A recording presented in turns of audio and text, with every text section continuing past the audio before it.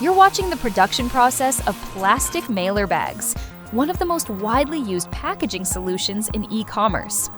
At this stage, an automatic cutting machine precisely shapes each bag with consistent accuracy.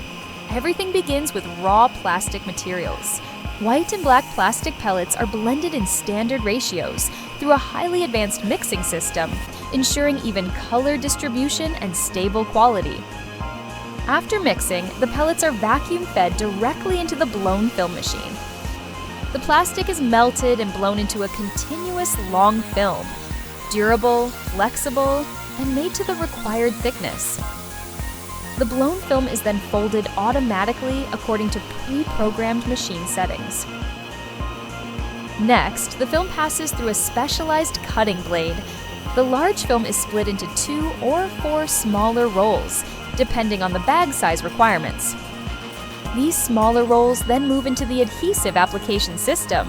A precise glue strip is added to the film surface, allowing the mailer bag to be sealed quickly, tightly, and conveniently.